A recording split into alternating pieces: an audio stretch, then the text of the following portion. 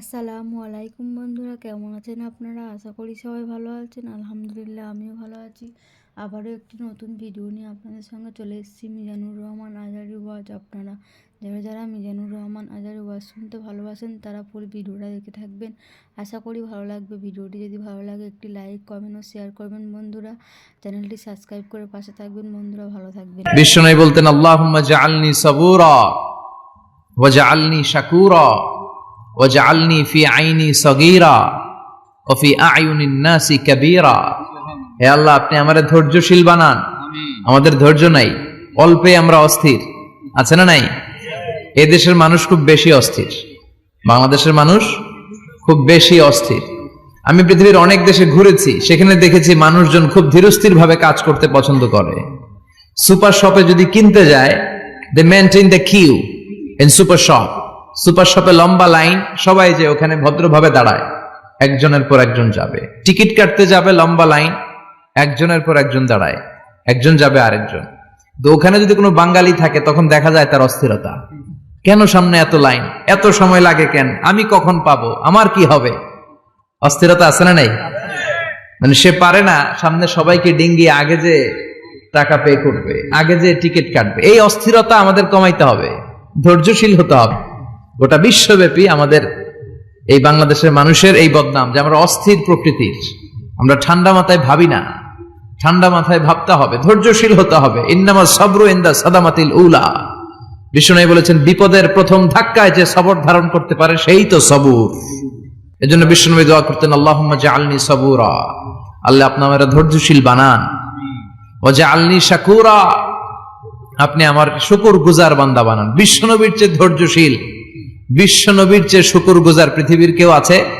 কথা বলেন। এমন তাবৎ কোনো অত্যাচার নাই যে অত্যাচার বিশ্বনবীর উপর করা হয় নাই। বিশ্বনবী মক্কার জামিনে যখন দাওয়াত দিতে লাগলেন, ওনারে পাগল বলা হতো। বলা হতো তুমি পাগল, বলা হতো মুহাম্মদ একটা কবি, বলা হতো মুহাম্মদ হচ্ছে গণক। বিশ্বনবী যখন রুকু দিতেন, সিজদায় চলে যেতেন, উটের পচা নারী ভুরি এনে বিশ্বনবীর কাঁধে ফেলে রাখা হতো। বিশ্বনবীর গলার মধ্যে রশি ধরে টান দেয়া হতো। কয়েকবার বিশ্বনবীর এই ঘাড়ের এই চামড়া ছিঁড়ে গিয়েছে, একবার চাদর টান দেওয়ার কারণে, আরেকবার রশি টান দেওয়ার কারণে। বিশ্বনবী কিছুই বলেন নাই, ক্ষমা করে দিয়েছেন। যেই মক্কার শত্রুরা বিশ্বনবীকে মক্কা থেকে বিতাড়িত করেছেন, এবং যেই রাতে উনি হিজরত করলেন, মাইগ্রেট করলেন, উনি কেঁদে কেঁদে বারবার মক্কার দিকে ফিরে তাকায়, আবার যায়, আবার ফিরে তাকায়। মাতৃভূমির মায়া ছাড়তে পারছেন না, আর বলছিলেন, মাক্কা তো আহাব্বুল বিলাদ ইলাইয়া, মক্কা আমার কাছে সবচেয়ে প্রিয় শহর। লাউলা উখরিজতু লামা খরাজতু মিনহা, আমার যদি বের করে না দেয়া হতো এই শহর থেকে, আমি কোনোদিন এই শহর থেকে বেরোতাম না। এত ভালোবাসতেন বিশ্বনবী মক্কাতুল মুকাররমাকে। ধৈর্যশীল ছিলেন। এত অত্যাচার অনাচারের পরে যখন মক্কা বিজয়ের ক্ষণ আসলো, এই মক্কাকে বিশ্বনবীর করতলগত করে দিল কে? ফাতে মক্কা হলো। বিশ্বনবী চাইলে পিছে পিছে প্রতিটা কাফের মুশরিককে শেষ করে দিতে পারতেন, ঠিক কিনা? কিন্তু বিশ্বনবী বললেন, লা তাসরিবা আলাইকুমুল ইয়াউম ইযহাবু আনতুমুত তুলাকা। কোন রিভেঞ্জ চলবে না আজকে, কোনো প্রতিশোধ নাই। একেবারে বড় যুদ্ধাপরাধী যারা, মারাত্মক যারা অফেন্স করেছে, তাদেরকে শাস্তির আওতায় আনা হবে, বাকি সবাইকে আমি ক্ষমা করে দিলাম। In the long history of the world, there is no instance of magnanimity and forgiveness which was showed by our beloved Prophet Muhammad when all of his enemies laid under his feet and he forgave them one and all.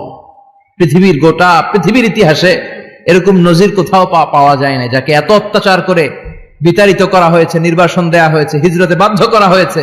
তিনি যখন ওই শহরকে আবার বিজয় করলেন, কাউকে আঘাত করলেন না, আগুন জ্বালিয়ে শহরটাকে জ্বালিয়ে দিলেন না, ওদের বংশকে নির্বংশ করলেন না, বরং মুচকে হেসে উনি বললেন, যাও ক্ষমা করে দিলাম। কি ধৈর্যশীল ছিলেন। আবার দোয়াও করতেন, আল্লাহুম্মা জাআলনি সাবুরা, আল্লাহ আপনি আমার ধৈর্য বাড়ায় দেন। ওয়া জাআলনি শাকুরা, আপনি আমার শুকরগুজার বানান। ওয়া জাআলনি ফি আইনি সগীরা, আল্লাহ আমার চোখে আপনি আমারে ছোট বানান। ওয়া ফি আয়ুনিন নাসি কাবীরা, আল্লাহ মানুষের চোখে আপনি আমারে বড় বানান। কি মানুষ ছিল, নিজের চোখে নিজে ছোট থাকতে চাইতেন। আমরা নিজের চোখে নিজের বড় মনে করি, এরকম ডাকাইত আছে না নাই? নিজেরাই নিজে মনে করে কত বড় সাহেব, লাট সাহেব। মান তাওয়াদা তারাফা, এটা হচ্ছে সুন্নাতুল্লাহি ফিল আরদ। মান তাওয়াদা তারাফা, যে নিচে নেমে থাকতে চায় আল্লাহ ওরা টেনে উপরে উঠায়, আর যে খালি উঠতে চায়, হিংসা করে অহংকার করে উপরে ঠেলতে চায়, ওরা নিচে নামায় দেয় কে? সাইয়েদনা আদমকে আল্লাহ বললেন, আদম সাল্লিম আলা উলাইকান নাফার লাম্মা খালাকাল্লাহু আদামা ওয়া কানা তুলহু 60 যিরাআন। নিচে নেমে গেলে যে উপরে ওঠে, আর উপরে উঠতে চাইলে যে নিচে নামে, উদাহরণ দেখেন। আদম আলাইহিস সালামকে তৈরির পর আল্লাহ বললেন, আদম সাল্লিম আলা উলাইকান নাফার, এই ফেরেশতাদের সালাম দাও। কি দাও? সালাম দাও। কোনো প্রশ্ন নাই, আল্লাহ সালাম দিব কেন? ফেরেশতারা আমারে দিব না কেন? আমি আগে দিব কেন? কথা আছে কোনো? যেই সালাম দিলেন, সালাম দেওয়ার সাথে সাথে ওনার মর্যাদা বাড়িয়ে দিল কে? এত মর্যাদা বাড়ালেন যে নূরের ফেরেশতারা মাটির আদমকে সেজদা দিতে বাধ্য হয়েছে। চিৎকার করে বলেন ঠিক কিনা? তুমি মাটির আদমকে প্রথম সৃষ্টি করিয়া ঘোষণা করিয়া দিলে শ্রেষ্ঠ বলিয়া, তাই তো নূরের ফেরেশতা করে আদমকে সেজদা, সবার চেয়ে সম্মান দিলে মাটির আদমকে। আল্লাহু আল্লাহু পড়েন, আল্লাহু আল্লাহু তুমি জাল্লে জালালুহু, শেষ করা তো যায় না গে তোমার গুণগান। আল্লাহু আল্লাহু, সুবহানাল্লাহ পড়েন। কি সম্মান আল্লাহ বাড়াই দিলেন। আল্লাহ বললেন, আদম আজকে থেকে তুমি আশরাফুল মাখলুকাত, তুমি খলিফাতুল্লাহ ফিল আরদ, তুমি পৃথিবীতে আমার খলিফা, ভাইস জেরেন্ট অফ আল্লাহ। আল্লাহর খলিফা, আল্লাহর আহকামগুলো পালনের জন্য ভাইস জেরেন্ট। চুরি করলে হাত কেটে দাও, কার আইন? এই কাজ আদম তুমি দুনিয়াতে যেয়ে করবা। জিনা করলে ডেথ পেনাল্টি, হেড অফ, শিরোচ্ছেদ করে দাও, কার আইন? খলিফা হিসেবে মানুষ এসে করবে। মানুষকে আল্লাহ আশরাফুল মাখলুকাত বানিয়ে দিলেন, নিচু হয়েছে বড় বানিয়ে দিলেন। আর শয়তানের অবস্থা কি? শয়তানকে আল্লাহ বললেন সেজদা দে আদমকে। শয়তান যুক্তি দাঁড় করিয়েছে, খালাকতাহু মিন তিন খালাকতানি মিন নার ওয়া খালাকতাহু মিন তিন। আল্লাহ আপনি আমারে বানাইছেন আগুন দিয়া, কি দিয়া? আগুনের ধর্ম উপরের দিকে ওঠে, আর মাটির ধর্ম সে নিচে পড়ে থাকে, আমি কেন সেজদা দেব? শয়তানকে চিরকালের জন্য ইবলিস মালউন, অভিশপ্ত আর জাহান্নামী হিসেবে ঘোষণা দিয়ে দিল কে? এজন্য আপনি ছোট থাকতে চাইবেন, আপনারে বড় বানাবে কে? আর আপনি নিজে যদি বলেন আমি বড়, থাপ্পড় মেরে আপনারে নিচে নামাই দিবে কে? এজন্য বিশ্বনবী দোয়ায় বলতেন, আল্লাহুম্মা জাআলনি সাবুরা ওয়াজআলনি শাকুরা ওয়াজআলনি ফি আইনি সাগীরা ওয়া ফি আ'য়ুনিন নাসি কাবীরা। ও আল্লাহ, আপনি আমারে ধৈর্যশীল বানান, আপনি আমারে শুকরগুজার বান্দা বানান, আমার চোখে আমারে আপনি ছোট বানান, মানুষের চোখে আপনি আমারে বড় বানান। সুবহানাল্লাহ পড়েন। এজন্য সবসময় শুকরগুজার থাকার চেষ্টা করতে হবে। রাজি আছেন তো? যে কোনো মুহূর্তে, যে কোনো পরিস্থিতিতে আমরা শুকরিয়া করব কার? চিল্লায় বলেন কার? আমরা যেন বেশি বেশি আল্লাহ তাআলার শুকরিয়া আদায় করতে পারি। আল্লাহ তুমি তৌফিক দাও। সবাই পড়ি আমিন। বিশ্বনবী যখন 15 কিংবা 20 বয়স, কোন বর্ণনায় এসেছে 15, কোন বর্ণনায় 20, তখন তিনি একটা ছাত্র সংগঠন করেছিলেন, ইয়াং স্টারদের একটা অর্গানাইজেশন করেছিলেন। ওটার নাম তিনি দিয়েছিলেন হালাফুল ফুদুল। হালাফুল ফুদুল, ওইটারই আমরা বাংলায় কি বলি? হেলফুল ফুজুল। হালাফ মানে শপথ, oath, we take an oath in the name of Allah. আল্লাহর নামে শপথ নেয়ারে বলে হালাফ। আর ফাদিলা, ফাদলুন, এগুলোর প্লুরাল হচ্ছে ফুদুল। ফুদুল মানে ভালো কাজ। ভালো ভালো কাজের উপর বিশ্বনবী যুবকদেরকে একত্রিত করলেন যে মক্কা শহরে কোনো টেন্ডারবাজি চলবে না, কোনো চাঁদাবাজি চলবে না, দুর্বলের উপর সবলের অত্যাচার চলবে না, জালিমের জুলুম চলবে না, হত্যা চলবে না, ধর্ষণ চলবে না, রাহাজানি চলবে না। মক্কা শহরটারে শান্তির শহর বানাতে হবে। যুবকরা এই দায়িত্ব কাঁধে নিয়েছে। কারা? মুরব্বীরা না, যুবকরা। যুবকদের আছে প্রাণ ঢালা উচ্ছ্বাস, অনেক শক্তি। এজন্য যুবকদেরকে ভালো কাজে আসতে হবে। যুবকরা চাইলে এই দেশের চেহারা পাল্টে দিতে পারে। এদেশে যুবক ভোটার আছে কয়জন জানেন? নতুন করে যুবক ভোটার হয়েছে 2 কোটি। কয় কোটি? 2 কোটি না? Can you imagine that? কল্পনা করতে পারেন? They can change Bangladesh, they can change the face of Bangladesh. তারা 56,000 বর্গ মাইলের এই বাংলাদেশের চেহারা পাল্টে দিতে পারে। তাদের অনেক শক্তি। এই জন্য যুবকদের এই শক্তি কাজে লাগাতে হবে। ফেন্সিডিল, গাঁজা, ইয়াবা, হিন্দি সিনেমা, এগুলোর পিছনে দৌড়ানো যাবে, পর্নোগ্রাফির পিছনে ছোটা যাবে। যুবক বয়সে ভয় করতে হবে কারে? চিল্লায় বলেন কাকে? আল্লাহ আমার যুবক ভাইদেরকে তুমি তৌফিক দাও। বিশ্বনবী এই হালাফুল ফুদুল তিনি গঠন করলেন মক্কাতুল মুকাররমাতে। পুরো মক্কা শহরটা শান্তির শহর হয়ে গেল। সুবহানাল্লাহ। আউয়ালু মা ইউহাসাবু বিহিল আবদু ইয়াউমাল কিয়ামাতি আস-সালাহ। কিয়ামতের দিন সর্বপ্রথম হিসেব নেওয়া হবে নামাজের, সালাতের। সালাত চিনেন তো? কুরবানির গোশত খাওয়ার মাঝখানে যেটা খায় ওটা, হ্যাঁ, এটারে বাংলায় আমরা নামাজ বলি। কি বলি? নামাজ। বিশ্বনবী ইন্তেকাল করবেন, রুহু বের হয়ে যাচ্ছে, 2-3টা শব্দ বললেন, এর মধ্যে একটা ছিল সালাত। আর সালাত, উম্মতেরা নামাজ, নামাজ, নামাজ ছেড়ে দিও না। ওয়া মালাকাত আইমানুহুম। মানুষ ইন্তেকালের আগে শ্বাস বের হয়ে যাচ্ছে, রুহ চলে যাচ্ছে, ওই মুহূর্তে কি জরুরি কথা বলে নাকি ফালতু কথা বলে? সবচেয়ে জরুরি কথাটাই তখন সে বলে যায়, ঠিক কিনা? কথা বলেন। বিষ্ণু বলেছিলেন নামাজ। ওমরে ফারুক, ওনার কাছে আবু লুলু আল মাজুসি, এক অগ্নি উপাসক এসে বিচার দিল, ইয়া ওমর আল ফারুক, আমার মনিবের নাম হচ্ছে মুগীরা ইবনে শুবা, সে প্রতিদিন 4 দিরহাম করে আমার কাছে চার্জ করে। এত টাকা চার্জ করে কেন? উনি জিজ্ঞেস করলেন তুমি কি কাম পারো? আমি খঞ্জর বানাইতে পারি। খঞ্জর চিনেন? ছোট্ট ছুরি আরবরা পকেটে রাখে। ওমানের সুলতান কাবুসের ছবি দেখবেন, এখানে একটা খঞ্জর আছে। আমি খঞ্জর বানাইতে পারি। খঞ্জর বানাতে পারো? মদিনায় তো কেউ বানাতে পারে না, তুমি খঞ্জর বানাইতে পারো? তুমি তো অনেক টাকার মানুষ মিয়া, তোমার মনিব তো অল্প টাকায় চার্জ করছে, এটা দিতেই হবে। আবু লুলু কয়, ওমর তুমি সবার জন্য এত নরম, আমার জন্য গরম, তোমার আমি বুঝাবো। সে বাড়িতে যে একটা খঞ্জর বানালো, মাকবাদাতুহু ফি ওয়াসাতিহি, যে খঞ্জরের হ্যান্ডেল হচ্ছে মাঝখানে, 2 দিকে ধারালো ছুরি, এটার ধার দেয়। আর কয়, ওমর তোরে আমি বুঝাবো। প্রতিদিন ধার দেয়। সাইয়েদনা ওমরে ফারুক মসজিদে নববীর ইমাম, ওয়া কানু ইউসাল্লুনা বিগালাস, তখন ওনারা অন্ধকারে নামাজ পড়তেন আউয়াল ওয়াক্তে। আমরা তো দেরি করে পড়ি, সুন্নাহ অনুযায়ী আগে আগে পড়া ভালো। আপনি মসজিদুল হারামে গেলে দেখবেন যে কত আগে ফজর পড়ে, ফজরের 1-1.5 ঘন্টা পরে সূর্য ওঠে, ঠিক কিনা? তো সে একবার ছদ্মবেশে ফজরের সময় প্রথম কাতারে যে হাজির, আসলে কিন্তু মাজুসি, সূর্যের পূজা করে। খঞ্জরটা নিয়ে এসে দাঁড়ালেন। ওমরে ফারুক ফজরের সময় ঢুকলেন, বললেন আকিমিস সালাহ, একামত দাও। একামত দেয়া হলো। ওমরে ফারুক আল্লাহু আকবার বলে অন্ধকারে ফজরের সালাত শুরু করলেন। প্রথম রাকাত যখন পড়ে ফেললেন, রুকুতে যাবে, ইন দা মিন টাইম সে খঞ্জর বের করে ওমরে ফারুককে 3টা স্টেবিং করেছে। একটা নাভিতে মারার সাথে সাথে নাভিটা কেটে গেল, আর একটা এই পাশে পাজরে, আর একটা পেটের মাঝখানে, পেটও কেটে গেল। ওমরে ফারুক বললেন কাতালানি আল কালব, এক কুকুর আমারে মেরে ফেলেছে। ওমরে ফারুককে পিছনে নিয়ে যাওয়া হলো।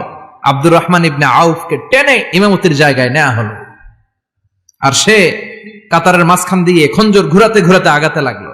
ওর খঞ্জরের আঘাতে 7 থেকে 8 জন সাহাবী স্পট ডেথ, জায়গায় শেষ। ওমরে ফারুক বেহুশ। ওমরে ফারুক, ওনার মুখে দুধ দেয়, দুধ ওই নাভি দিয়ে বের হয়ে যায়। নাভিজ দেয়, নাভিজ পেট দিয়ে বের হয়ে যায়। রাষ্ট্রীয় চিকিৎসকরা বুঝতে পারলো উনি আর বাঁচবে না, বেহুশ। সবাই দাঁড়িয়ে আছে। কি হয় আমাদের আমিরুল মুমিনিনের, 10টি বছর তিনি অর্ধ পৃথিবীর শাসন করেছেন, উনার ভয়ে বাঘে মহিষে এক ঘাটে পানি খেত।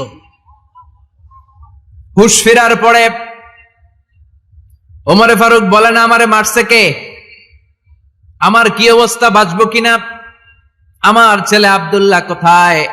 আব্দুর রহমান কোথায়? আমার বিবিরা কোথায়? কত সম্পদ আমার আছে, কোথায় গেলে ভালো চিকিৎসা পাওয়া যাবে? কিচ্ছু সে বলে না। হুশ ফেরার পরে ওমরে ফারুকের প্রথম প্রশ্নটা ছিল আসল্লান্নাস, আসল্লান্নাস, আমার দায়িত্বে, আমার নেতৃত্বে যে ফজরের একটা নামাজ শুরু হয়েছিল, এটা কি ঠিক মতো শেষ হয়েছিল? আসল্লান্নাস, মানুষের নামাজটা পড়ছিল, 1 রাকাতের দায়িত্ব পালন করতে পেরেছে, এরপর হুশ নাই। বাকি 1 রাকাতের কি হয়েছে? মুসল্লিদের কি হয়েছে? সালাতটা ওয়াক্ত মতো হয়েছে কিনা? আসল্লান্নাস, এটা ছিল ওমরে ফারুকের প্রশ্ন। সুবহানাল্লাহ কইবেন না? তাহলে এই সালাতের গুরুত্ব আছে না নাই? সর্বপ্রথম এই সালাতের ব্যাপারে in the day of judgement আমাদেরকে প্রশ্ন করবে কে? সালাতে কায়েম করো, সালাতে কায়েম করো, হবে সম্মানী তুমি, হবে জান্নাতি তুমি, হবে সম্মানী তুমি, হবে জান্নাতি তুমি, দিবে কাল হাসরে শীতল ছায়া আরশে আজিম, রব্বিয়াল আলা রব্বিয়াল আযীম, রাব্বিয়াল আলা রাব্বিয়াল আযীম। সুবহানাল্লাহ পড়েন। এজন্য নামাজ এই নামাজ যাতে মিস হয়ে না যায়। সব মিস হতে পারে, নামাজ মিস হতে পারে না। আল্লাহ তুমি বুঝার তৌফিক দান করো, আমিন।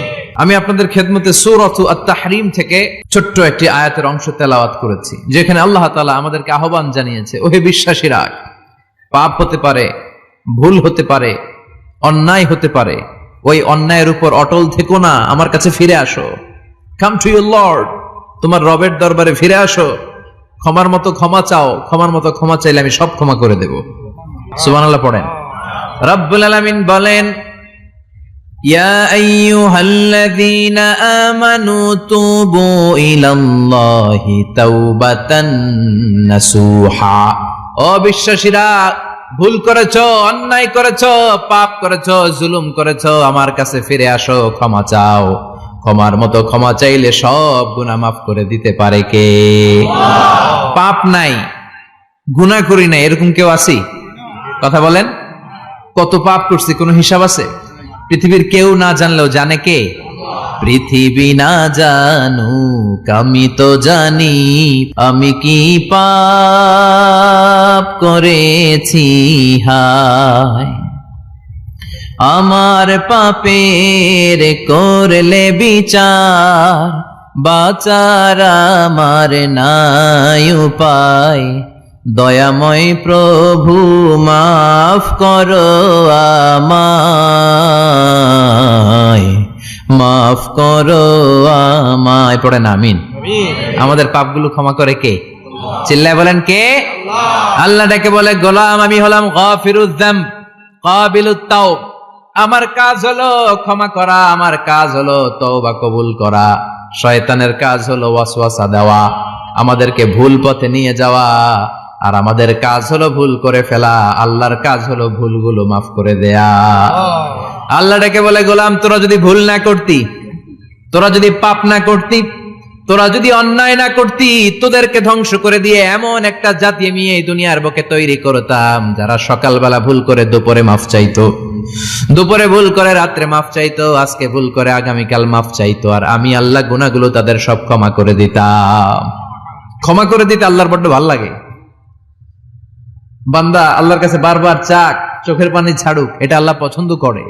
চোখের পানির যে কত পাওয়ার আপনি কল্পনাই করতে পারবেন না। অনুশোচনার চোখের পানি চোখ বেয়ে নাকের ডগা পেয়ে জমিনে পড়ার আগেই আল্লাহ এই বান্দারে মাফ করে দেয়। বিশ্বনবী ডেকে বলে, ও আমার উম্মতেরা শোনো, আল্লাহর কাছে দুনিয়ার মানুষদের দুই ফোঁটা পানি সবচেয়ে প্রিয়। এক হলো জিহাদের ময়দানে রক্তের ফোঁটা, দুই হলো অনুতপ্ত বান্দার চোখের পানির ফোঁটা। কত ভুল আপনি করেছেন, কত অন্যায় আপনি করেছেন, কত পাপ আপনার হয়েছে, কত মিথ্যা আপনি বলেছেন, কয় ওয়াক্ত নামাজ ছেড়েছেন, কয় লাখ টাকা ঘুষ খেয়েছেন, কত যৌতুক আপনি খেয়েছেন, কত মিথ্যা আপনি বলেছেন। আপনার পাপ যত বড় হোক, যত বিশাল হোক, যত বেশি হোক, আল্লাহর দয়ার পরিসীমা তার চাইতেও বড়। আপনার পাপ, আপনার অন্যায়, আপনার জুলুমগুলো যদি হয় খালের পানির সমান, বিলের পানির সমান, আল্লাহর দয়া সাগরের পানির সমান। আপনার পাপ যদি হয় সাগরের পানির সমান, আল্লাহর দয়া মহাসাগরের পানির সমান। আপনার পাপ আর অন্যায় যদি হয় পাহাড়ের সমান, আল্লাহর দয়া আকাশের সমান। আপনার পাপ যদি হয় আকাশের সমান, আল্লাহর দয়া আরশের সমান। এজন্য আল্লাহ বললেন, ইয়া আইয়ুহাল্লাযীনা আমানু তুবু ইলাল্লাহি তাওবাতান নাসুহা। ও আমার গোলাম, তুই তোর নিজেরে যত বেশি ভালোবাসিস, তার চেয়েও আমি তোরে বেশি ভালোবাসি। তোর বাবা মা তোরে যত বেশি ভালোবাসে, তার চেয়েও আমাদেরকে বেশি ভালোবাসে কে? আল্লাহ বললেন, ভালোবাসারে তৈরি করার পরে আমি 100 টুকরা করলাম। চিল্লায় বলেন, কয় টুকরা? 99 টুকরা ভালোবাসা আমি আল্লাহ নিজের মধ্যে রেখে দিলাম। 1 টুকরা ভালোবাসা গোটা বিশ্বের সবার মধ্যে আমি ভাগ করে দিলাম। 1 টুকরা ভালোবাসা পেয়ে আমাদের অবস্থা দেখছেন? আল্লাহ যদি 1 টুকরা না দিয়ে আমাকে 30 টুকরা দিত, কথা কন। 1 টুকরা না দিয়ে 80 টুকরা দিলে কি হইতো? কথা কয় না। 14 ফেব্রুয়ারি কবে? কথা কন। বিশ্ব ভালোবাসা এই দিবসের সাথে মুসলমানদের কোনো সম্পর্ক কোন মুসলমান ঘরের মেয়ে, কোন মুসলমান ঘরের ছেলে 14ই ফেব্রুয়ারি এই ওয়ার্ল্ড ভ্যালেন্টাইন দিবস পালন করতে পারে? এগুলোর সাথে আমাদের সম্পর্ক নাই। যাদের মধ্যে কোনো ভালোবাসা নাই, মিল মোহাব্বত নাই, তারা বছরে একটা দিন দেখানোর জন্য পালন করে। আমাদের সারা বছরই তো ভালোবাসা। কথা কন, রাসূল আমার ভালোবাসা, রাসূল আমার আলো আশা, রাসূল আমার প্রেম বিরহের মূল আলোচনা, রাসূল আমার কাজে কর্মের অনুপ্রেরণা। ঠিক কিনা? আমার নবীর জন্য আমার ভালোবাসা আছে না নাই? আমার রবের জন্য আমার ভালোবাসা আছে না নাই? আমার মা বাবার জন্য ভালোবাসা আছে না নাই? সবার জন্য সবার ভালোবাসা আছে না নাই? আমগো দিবস লাগবো কেন? আজকেও তো আমগো ভালোবাসা দিবস। কথা কন, প্রতি মুহূর্তে আমাদের ভালোবাসা, এজন্য আমাদের ডেট পালন করা লাগে না। আমরা সব সময় সবারই ভালোবাসি। চিল্লায় বলেন ঠিক কিনা? এজন্য আল্লাহ ডেকে বললেন, গোলাম আমি যে তোদের কত ভালোবাসি তোর ধারণা নাই। চোখের পানি ছাড়, গুনার কথা স্মরণ কর, তওবা কর, তওবার মতো তওবা করলে সব গুনাহ মাফ করে দিতে পারে কে? আল্লাহ। বিশ্বনবী বলে আমার কোনো গুনাহ নাই, তারপরেও প্রতিদিন 70 বারেরও বেশি আমি তওবা করি। আল্লাহে ইন্নী আস্তাগফিরুল্লাহ ওয়া আতুবু ইলাইহি আকসার মিন 70 মাররা। Could you imagine that? কল্পনা করছেন কোনদিন যে নবীর গুনাহ নাই, ওই নবী তওবা পড়ে প্রতিদিন 70 বার, আকসার 70 বারেরও বেশি। আমার পড়া দরকার কয়বার? আপনার পড়া দরকার কয়বার? বিশ্বনবী 70 বারের বেশি বললে আমাদের পড়া দরকার কয়বার? আর আমরা প্রতিদিন পড়ি কয়বার? কথা কন। আমাদের ভুল হবে, ভুল হতে সমস্যা নাই, ভুল হওয়াই মানুষের স্বভাব, কিন্তু ভুল হওয়ার পরে ভুলের উপর অটল থাকা যাবে না। শয়তান আর মানুষের মধ্যে এই মৌলিক পার্থক্য। শয়তান ভুল করে ভুলের উপরই আছে, ঠিক কিনা? ক্ষমা চায় নাই, কিন্তু আমরা সকালে ভুল করলে দুপুরে মাপ চাই কার কাছে? মৃত্যুর আগ পর্যন্ত আমরা ক্ষমা চাইলে ক্ষমা করে দিবে কে? সব সময় 24/7 তওবার দরজা খোলা, দুইটা সময় ছাড়া। ভালো করে মনে রাখবেন, মুখস্থ ঠোঁটস্থ যেন থাকে। দুইটার সময় তওবা কবুল হয় না। চিৎকার করে বলেন কয় সময়? এক হলো বাদাল গারগারা, গারগারানি যখন আসে, মালাকুল মাউত যখন চলে আসে, মালাকুল মাউতরে যখন দেখে ফেলবেন তখন তওবা কবুল হবে নাকি? কথা কন। ফেরাউনের নাম শুনছেন? ওরা যখন আল্লাহ লোহিত সাগরে ডুবাইয়া পানি খাওয়াইতে লাগলো, পানি খাইতে খাইতে পেটটা হয়েছে এত বড়, আর পানি খাইতে পারেন। এরপর হাত তুলে কয় আনা মিনাল মুসলিমিন। কোরআনের আয়াত, আনা মিনাল, হাত তুলে কয় আমি মুসলমান। ফেরাউন নাই বলে মুসলমান, আমরা যাবো কই? কথা কও। ফেরাউন হাত তুলে কয় আনা মিনাল মুসলিমিন। আল্লাহ কয় টাইম ইজ আপ, দেরি করছস। অনেক সময় দিলাম, অনেক সুস্থ রেখেছি, ক্ষমতা দিয়েছি, দাপট দিয়েছি, তখন যদি ঘাটটা নত করে, মাথাটা নত করে একবার ক্ষমা চাইতি, ফেরাউন তোরেও ক্ষমা করে দিতাম। কিন্তু সময় শেষ হওয়ার পরে আমি মুসলমানদের অন্তর্ভুক্ত বললে কোনো লাভ হবে নাকি? আল্লাহ বলল সময় নাই, সময় শেষ। কারণ মুসা আলাইহিস সালামের চাচাতো ভাই অনেক দাওয়াত দিল, যাকাত দে। কারণকে যাকাত দিব না, এই সম্পদ আমি কামাইছি, আল্লাহ দেয় নাই। মুসা আলাইহিস সালাম বললেন তাহলে আযাবের অপেক্ষা কর। আযাব চলে আসলো। আল্লাহ বলেন মুসা সেফ জোনে যাও, সরো, এখনই আযাব। ফাখাসাফনা বিহি ওয়া বিদারিহিল আরদ, পুরো ফাইয়ুমের জমিনটার আল্লাহ কাঁপিয়ে দিলেন, আর কারুনকে সহ পুরো সম্পত্তি তার জামিনের ভিতরে দাবিয়ে দিলেন। হাঁটু পর্যন্ত কারুন দেবে যায়, ভাবছে উঠে যাবে। কোমর পর্যন্ত দেবে যায়, ভাবছে উঠে যাবে। গলা পর্যন্ত যখন দেবে যায়, আর সুযোগ নাই। কয় মুসা আমার সব সম্পত্তি তোরে আর তোর আল্লাহরে দিয়ে দিলাম, আমারে বাঁচা, আমারে সব সম্পত্তি তোর আর তোর আল্লাহর, আমারে খালি বাঁচা, চাচা আপন প্রাণ। আল্লাহ বলে সময় শেষ। তার মানে বাদাল গারগারা তওবা কিন্তু আর কবুল হয়? এই হলো একটা। নাম্বার 2, বাদা তুলুই শামস মিন মাগরিবিহা, প্রতিদিন সূর্য কোন দিক দিয়ে ওঠে? কথা কয় না? পূর্ব দিকে। কিয়ামতের আগ দিয়ে সূর্য আর পূর্ব দিকে উঠবে না, পশ্চিম দিক থেকে উঠবে। যেদিন প্রভাতে পশ্চিম দিক থেকে সূর্য উঠবে, ওই দিন থেকে তওবার দরজাটারে বন্ধ করে দিবে কে? আল্লাহ। তার আগ মুহূর্ত পর্যন্ত জীবনে যত গুনাহ করেছি, অন্যায় করেছি, চোখের পানি ছেড়ে ক্ষমা চাইলে ক্ষমা করবে কে? শয়তান আল্লাহরে চ্যালেঞ্জ দিছে, আল্লাহ তুমি আমারে জাহান্নামে পাঠাবা, আমিও তোমার বান্দা করে লয়ে একসাথে জামাতে ঢুকমু। একা ঢুকবো না, একা যাব না, তোমার বান্দাদেরকে সবগুলারে জাহান্নামী বানায়া তারপরে ঢুকমু। তোমারে চ্যালেঞ্জ দিলাম, একটারও জান্নাতে ঢুকাইতে পারবা? আল্লাহকে তুই আমার চ্যালেঞ্জ দিলি? আমি তো সব রাজার বড় রাজা, মহারাজা, আমার চ্যালেঞ্জ দেশ, এত সাহস পাইলি কই? তুই আজীবন ওয়াসওয়াসা দিয়ে পাপ কাজ করাবি, একদিন তাফসীর মাহফিলে এসে আমার বান্দা ক্ষমা চাবে, আমি মাফ করে দেবো, তুই কি করবি? আজীবন অন্যায় করবে, আজীবন পাপ করবে, জুলুম করবে, একদিন চোখের পানি ছেড়ে আমার কাছে কান্নার মতো কান্না করলে আমি সব গুনাহ মাফ করে দেব। এজন্য আল্লাহ বললেন, ইয়া আইয়ুহাল্লাযীনা আমানু তুবু ইলাল্লাহি তাওবাতান নাসুহা। ভুল করেছো, তওবা করো, মাফ করবে কে? সাইয়েদনা আদম আলাইহিস সালাম ভুল করলেন, দুনিয়ায় এসে শত শত বছর কাঁদলেন, কিন্তু ক্ষমা হয় না। আল্লাহরে বললেন, আল্লাহ কি করলে ক্ষমা পাবো বলো? ফাতালাক্কা আদামু মির রাব্বিহি কালিমাতিন ফাতাবা আলাইহি। আল্লাহ বললেন, ও আদম, তোমার কিছু কালেমা শিখায় দেই, এই কালেমাগুলো দিয়ে আমার কাছে দোয়া করো, ক্ষমা করে দেব। আল্লাহ শিখায় দিলেন, ও আদম, দুই হাত তুলে চোখের পানি ছেড়ে আমার কাছে পড়ো, রব্বানা, পড়েন, রব্বানা যালামনা আনফুসানা ওয়া ইল্লাম তাগফির লানা ওয়া তারহামনা লানাকুনান্না মিনাল খাসিরিন। এটা শিখাই দিয়েছিল আল্লাহ। আল্লাহ, আমি জুলুম করেছি, অন্যায় করেছি, ভুল করেছি, পাপ করেছি, তুমি যদি ক্ষমা না করো, ক্ষমা করার কেউ নাই, ঠিক কি না? আমরাও পাপ করলে এই দোয়াটা পড়ার দরকার আছে না নাই? 5টা শর্ত সাপেক্ষে আমাদের তওবা কবুল করবে কে? তওবা কবুল হওয়ার কিছু শর্ত আছে, 5টা। কয়টা? চিৎকার মেরে বলতে হবে, তওবা কবুল হওয়ার শর্ত কয়টা? 1 নম্বরে হচ্ছে আল ইকরা, acknowledgement. You have to give the acknowledgement that you are the greatest sinner on earth. আপনাকে ঘোষণা দিতে হবে যে আপনি পৃথিবীর সবচেয়ে বড় পাপী। 1 নম্বর শর্ত, আপনি বলেন যে আল্লাহ, আমার চেয়ে বড় পাপী নাই, আকাশের নিচে জমিনের উপরে আমি সবচেয়ে বড় পাপী, এমন কোন পাপ নাই যেটা আমি করি নাই, ঠিক কিনা? 1 নম্বরে পাপের ঘোষণা দেন। 2 নম্বরে আন-নাদাম, নাদাম মানে repentance. You have to be repentant for what you have done. আপনাকে অনুতপ্ত হতে হবে, চোখের পানি ছাড়তে হবে, আল্লাহ আমি লজ্জিত, আল্লাহ আমি নাদান, আমি পিশাচ, আমারে মাফ করে দাও। তার মানে স্বীকার গেলেন কি অন্যায় করেছেন। 2 নম্বরে আপনি অনুতপ্ত হলেন। 3 নম্বরে স্টপ, যেই পাপ করতেছিলেন ওটা থামান, stop, what you have done, যেটা করতেছিলেন আগে থামান। আপনি সুদ খাইছেন, অনুশোচনা আসলো, মাফও চাইতেছেন, আবার সুদও খাইতেছেন, হবে? আপনি ঘুষ খেয়েছেন, তওবা শুরু করলেন, আবার ঘুষও খেয়ে যাচ্ছেন, হবে? থামেন, স্টপ।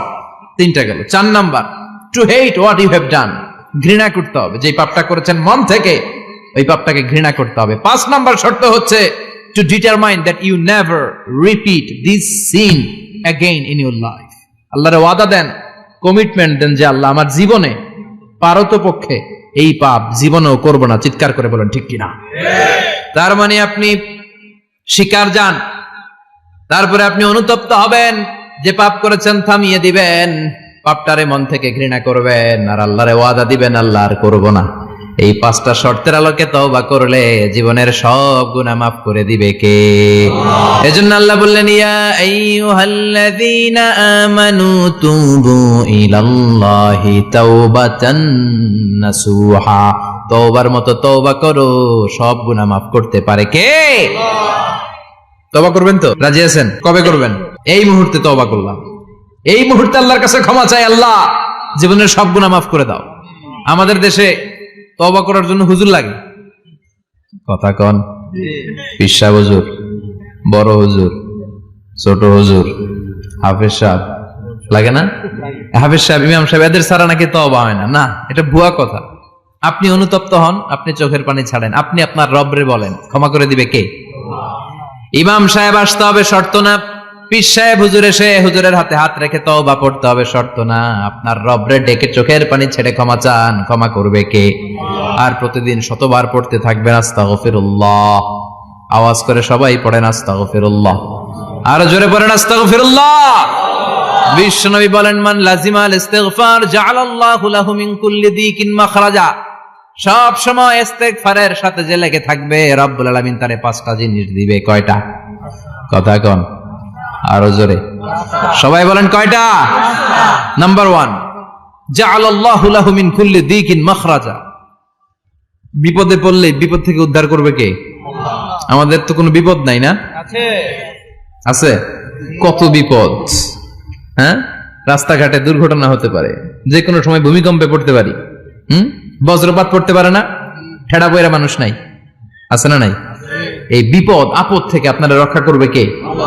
যদি আপনি ইস্তেগফারের সাথে আঠার মতো লেগে থাকেন। কিসের সাথে? কথা বলেন। ইস্তেগফারের সাথে লেগে থাকতে পারলে 1 নাম্বার হচ্ছে বিপদে পড়লে আপনারে মুক্ত করে দিবে কে?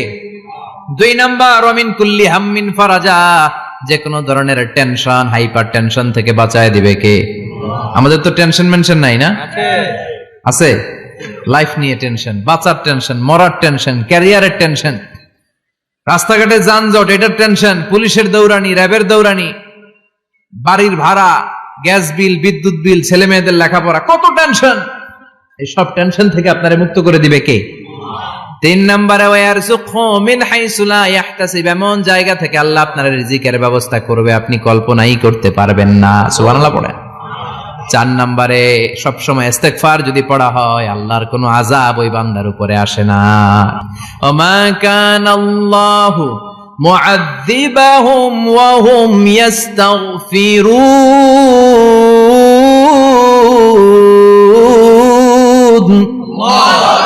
যতক্ষণ আমার বান্দা আমার কাছে ইস্তেগফার পড়তে থাকে আমার কোনো আযাব বান্দারে পাবে না।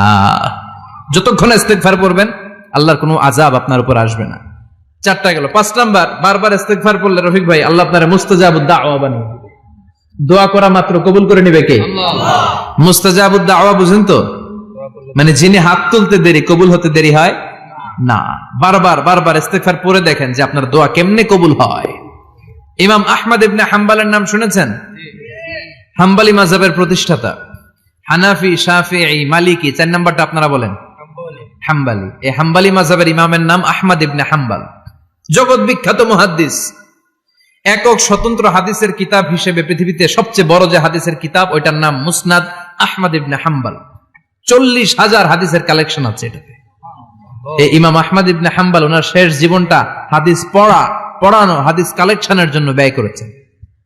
শহরের পর শহর, দেশ থেকে দেশ, দেশান্তরে ঘুরতেন একটা হাদিসের জন্য। উনি সফরে বেরিয়েছেন হাদিস কালেকশনের জন্য। প্রচন্ড শীতের রাত, উনি মাগরিবের নামাজ, এশারের নামাজ পড়ে একটা মসজিদে শুয়ে পড়লেন আর শুয়ে শুয়ে হাদিস পড়তেছেন। কি পড়তেছেন? কথা বলেন। আর মনে মনে ভাবলেন রাতটা মসজিদে কাটায় দেই, ফজরের নামাজ পড়ে আবার বেরোবো। কিন্তু দারোয়ান এসে বলে মসজিদে থাকতে পারবেন না, ওঠেন। দারোয়ান আছে না? কথা কন। আহমদ ইবনে হাম্বল বললেন আমি শুধু রাতটা থাকতে চাই, আমি তো ফজরেরও মুসল্লি, ফজর নামাজ পড়বো তো এই মসজিদে, আমার থাকতে দাও। দারোয়ান তো দেয় না, কেন? মসজিদে থাকার জায়গা না, যান মিয়া। উনি যে আহমদ ইবনে হাম্বল এটা চিনে নাই, থাকতে দেয় না। কি করবে এখন? উনি কাঁথা গুছিয়ে হাদিসের কিতাব নিয়ে কাঁধের মধ্যে ব্যাগ নিয়ে মসজিদ থেকে বেরোয় গেলেন। কি আর করবেন? প্রচন্ড শীত আর কাঁপতেছেন বুড়ো মানুষ। পথিমধ্যে দেখলেন বাজার একজন খাব্বাজ, শাবুন খাব্বাজ, যুবক রুটি বিক্রেতা। সে রুটি বিক্রি করে, চুলার মধ্যে রুটি সেকে। সে যে সালাম দিল আসসালামু আলাইকুম, যুবক বলে ওয়ালাইকুম আসসালাম। আহমদ ইবনে হাম্বল বলে যুবক আমার যাওয়ার জায়গা নেই, সফরে বেরিয়েছি, খুব শীতে কষ্ট পাচ্ছি, রাতে যদি তোমার এই চুলা থেকে একটু আগুন পোহাই কোনো সমস্যা? যুবক বলে না না সমস্যা না, আহলান ওয়া সাহলান, খোশ আমদেদ, আসেন। আপনি আগুন পোহাইলে আমার সমস্যা কি? সুবহানাল্লাহ পড়েন। আল্লাহ শুকরিয়া করে উনি বসলেন আর আগুন পোহাচ্ছেন। আর খেয়াল করলেন যুবক রুটি বানায় আর পরে আস্তাগফিরুল্লাহ, রুটির দলা বানায় পরে আস্তাগফিরুল্লাহ, খামির বানায় আর পরে আস্তাগফিরুল্লাহ, রুটি নিয়ে উনুনের ভিতরে চুলার ভিতরে সেকা দেয় আর পরে আস্তাগফিরুল্লাহ। দোকানদারের কাছে কেউ আসলেই সে রুটি দেয় আর পরে আস্তাগফিরুল্লাহ। ক্রেতার কাছ থেকে টাকা নিয়ে ক্যাশ বক্সে রাখে আর কি পড়ে? আবার রুটি বানানো শুরু করে আর কি পড়ে? খালি এটাই পড়তেছে। ইমাম আহমদ ইবনে হাম্বল তো অবাক, কিরে এটা আবার কেমন যুবক, খালি আস্তাগফিরুল্লাহ। উনি প্রশ্ন করলেন যুবক ঘটনা কি? আসার পর থেকেই তোমার দেখতেছি তুমি রুটি বানাও, রুটি বিক্রি করো আর পড়ো আস্তাগফিরুল্লাহ, মালাকা ইয়া শাবাব। যুবক বলে আস্তাগফিরুল্লাহ আমার সবচেয়ে বেশি পছন্দের আমল, আমি সব সময় আঠার মতো ইস্তেগফারের সাথে লেগে থাকি আর সব সময় পড়তে থাকি আস্তাগফিরুল্লাহ, আর এর বদৌলতে আল্লাহ আমারে মুস্তাজাবুদ দাওয়া বানিয়ে দিয়েছে। সুবহানাল্লাহ। আহমদ ইবনে হাম্বল তো অবাক, আনতা মুস্তাজাবুদ দাওয়া, তুমি মুস্তাজাবুদ দাওয়া, রুটিওয়ালা। আমি এত বছর হাদিস পড়াই, আমিও তো মুস্তাজাবুদ দাওয়া না, আর তুমি রুটি বেচো বাজারে, তুমি মুস্তাজাবুদ দাওয়া। তুমি দোয়া করলে সব কবুল হয়ে যায়? যুবক বলে, নাম আনা মুস্তাজাবুদ দাওয়া, আমি আমার জীবনে যত দোয়া করেছি কবুল করে নিয়েছে কে? আল্লাহ। সব দোয়া কবুল করে নিয়েছে আল্লাহ, একটা দোয়া ছাড়া। কয়টা? আহমদ ইবনে হাম্বলের কৌতূহল, কিউরিয়াসিটি আরো বেড়ে গেল। কি? সব দোয়া কবুল হয়েছে, একটা দোয়া ছাড়া। মাযালিকা দোয়া ইয়া সাহেব, কি সেই দোয়া? যুবক এবার বলতে শুরু করলো, আমার জীবনে যে দোয়াটা আল্লাহ কবুল করে নাই সেটা হচ্ছে, আমি আল্লাহর কাছে অনেক চেয়েছি, অনেক দোয়া করেছে যে আল্লাহ, শুনেছি এই জামানার সবচেয়ে বড় মুহাদ্দিস, তার নাম নাকি ইমাম আহমদ ইবনে হাম্বল। আল্লাহ, তোমার কাছে আমার চাওয়া, আমি যেন এই ইমাম আহমদ ইবনে হাম্বলের দেখে মরতে পারি, আমি যেন ইমাম আহমদ ইবনে হাম্বলের হাতে হাত রেখে মুসাফা করতে পারি আর তার কপালে একটা চুমু এঁকে দিতে পারি। আহমদ ইবনে হাম্বল আবেগপ্রবণ হয়ে গেলেন, চোখের পানি ছেড়ে দিলেন, বললেন, যুবক, তোমার এই দোয়াটাও কবুল হয়ে গিয়েছে। আহমদ ইবনে হাম্বলের দেখার সাক্ষাৎ পাওয়ার জন্য আহমদ ইবনে হাম্বলের বাড়িতে তোমার যাওয়ার দরকার নাই, আহমদ ইবনে হাম্বল তোমার দরবারে ছুটে এসেছে। আনা আহমদ ইবনে হাম্বল মুহাদ্দিসুদ দাহর, আমি নিজেই আহমদ ইবনে হাম্বল। যুবক চোখের পানি ছেড়ে দেয়, আহমদ ইবনে হাম্বল চোখের পানি ছেড়ে দেয়। যুবক চিৎকার মেরে ইমাম আহমদ ইবনে হাম্বলকে জড়িয়ে ধরে, হাতে হাত রেখে মুসাফা করে, কপালের মধ্যে চুমু খায় আর আল্লাহর শুকরিয়া করে বলে, ও ইমাম, আসলে এই দোয়াটাও আল্লাহ আজকে কবুল করে নিল। বিশ্বাস হয়? সবসময় ইস্তেগফার করলে আপনার দোয়াগুলোর এইভাবে কবুল করে নিবে কে? এই পাঁচটা জিনিস পাবেন সবসময় যদি ইস্তেগফারের সাথে লেগে থাকেন। রাজি আছেন তো? এজন্য বিশ্বনবী সব সময় নামাজে সালাম ফিরানোর পরে পড়তেন আস্তাগফিরুল্লাহ। কি পড়তেন? আস্তাগফিরুল্লাহ। 3 বার পড়তেন আস্তাগফিরুল্লাহ, আস্তাগফিরুল্লাহ, আস্তাগফিরুল্লাহ। পড়তে রাজি আছেন? জি ইনশাআল্লাহ। ইস্তেগফারের অনেকগুলো আলফাজ আছে, সবচেয়ে ছোট ইস্তেগফার হচ্ছে এটা, আস্তাগফিরুল্লাহ, আস্তাগফিরুল্লাহ। আরো আছে, আস্তাগফিরুল্লাহ আল্লাযী লা ইলাহা ইল্লা হুয়াল হাইয়ুল কাইয়্যুম আতুবু ইলাইহি। বিশ্বনবী বলেন, এই ইস্তেগফারটা যদি কেউ পড়ে, আত-তাওয়াল্লি মিন ইয়াউমিজ যাহাফ, যুদ্ধের ময়দান থেকে পালিয়ে আসা কবিরা গুনাহ। কি গুনাহ? কাফেরদের সাথে যুদ্ধ, আমি তাগড়া যুবক, তলোয়ার নিয়ে নেমেছি, আমার দেহের এক ফোঁটা রক্ত থাকা পর্যন্ত আমি যুদ্ধ চালিয়ে যাব, আমি ফিরে আসতে পারবো না, আইনটা কার? ফিরে আসলে কবিরা গুনাহ। বিশ্বনবী বলেন, যুদ্ধের ময়দান থেকে ফিরে এসেছে এরকম কবিরা গুনাহ অবলম্বনকারীও যদি আস্তাগফিরুল্লাহ আল্লাযী লা ইলাহা ইল্লা হুয়াল হাইয়ুল কাইয়্যুম ওয়া আতুবু ইলাইহি পড়ে, ওই কবিরা গুনাহকারীকেও ক্ষমা করে দিবে কে? পড়তে রাজি আছেন তো? আবার সাইয়েদনা আবু বকর বললেন, ইয়া রাসূলুল্লাহ আল্লিমনি দুআআন আদউ বিহি ফি সালাতি, এমন দোয়া আপনি আমারে শিক্ষা দেন যেই দোয়াটা আমি নামাজে পড়তে পারি। বিশ্বনবী বললেন, পড়ো, আল্লাহুম্মা ইন্নী যালামতু নাফসি যুলমান কাসীরান ওয়া লা ইয়াগফিরুয যুনুবা ইল্লা আনতা ফাগফিরলি মাগফিরাতাম মিন ইনদিক ইন্নাকা আনতাল গফুরুর রহিম। সুবহানাল্লাহ পড়ে। এটাও ইস্তেগফার। আমরা এটার বলে দোয়া মাসুরা, সালাম ফেরানোর আগে পড়ি না? যেখানেই ক্ষমা চাওয়ার কথা আছে ওইটারই কি বলে? ইস্তেগফার। আল্লাহুম্মা ইন্নী যালামতু নাফসি, আল্লাহ জুলুম করেছি, যুলমান কাসীরা, অনেক জুলুম, ওয়ালা ইয়াগফিরুয যুনুবা ইল্লা আনতা, তুমি ছাড়া এই গুনাহ ক্ষমা করার তো কেউ নাই, ফাগফিরলি মাগফিরাতাম মিন ইনদিক, তোমার দয়ায় আমারে ক্ষমা করে দাও, ইন্নাকা আনতাল গফুরুর রহিম, তুমি হলা ক্ষমাশীল। ঠিক কি না? এটাও ইস্তেগফার, এটাও পড়বেন। আর এই সব ইস্তেগফারের শ্রেষ্ঠ ইস্তেগফারের নাম সাইয়্যিদুল ইস্তেগফার। যত ইস্তেগফার হতে পারে এর মধ্যে সবচেয়ে শ্রেষ্ঠতম ইস্তেগফার নাম কি? সাইয়্যিদুল ইস্তেগফার। কথা কন। বুখারীর বর্ণনা, শাদ্দাদ ইবনে আউস রাদিয়াল্লাহু তাআলা আনহু বর্ণনা করেন, এই সাইয়্যিদুল ইস্তেগফার দিনের বেলা যে পড়বে ওই দিনে মারা গেলে সে জান্নাতি। এই সাইয়্যিদুল ইস্তেগফার রাতের বেলা যে পড়বে ওই রাতে যদি ইন্তেকাল হয় ওই লোকটা জান্নাতি। মুখস্থ আছে না? কার কার মুখস্থ? হাত তুলেন। মাশাআল্লাহ, তাবারাকাল্লাহ, মাশাআল্লাহ, মাশাআল্লাহ।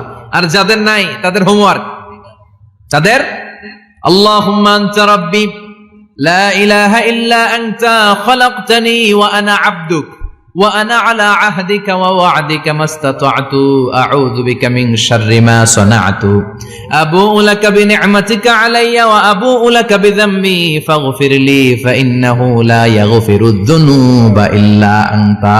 সুবহানাল্লাহ পড়েন। সুবহানাল্লাহ। আজকে রাতে পড়ছেন, মারা গেলে জান্নাতি। আল্লাহু আকবার। চিল্লায় পড়েন না আল্লাহু আকবার। আল্লাহু আকবার। এজন্য বিশ্বনবী বলেন, আমার আগের গুনাহ মাফ, পরের গুনাহ মাফ, তারপরেও প্রতিদিন আমি 70 বার তওবা ইস্তেগফার পড়ি। আজকে থেকে পড়তে রাজি আছেন তো? ইনশাআল্লাহ। বেশি বেশি ইস্তেগফার পড়া যাবে না? একটু প্রাণ খুলে দিল খুলে আওয়াজ করে পড়েন তো আস্তাগফিরুল্লাহ। আর জোরে পড়েন আস্তাগফিরুল্লাহ। আবার সবাই পড়েন আস্তাগফিরুল্লাহ।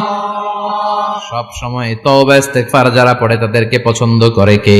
আল্লাহ। সব সময় জিকির করে করে জিহ্বাটারে যারা ভিজিয়ে রাখে তাদেরকেও পছন্দ করে কে?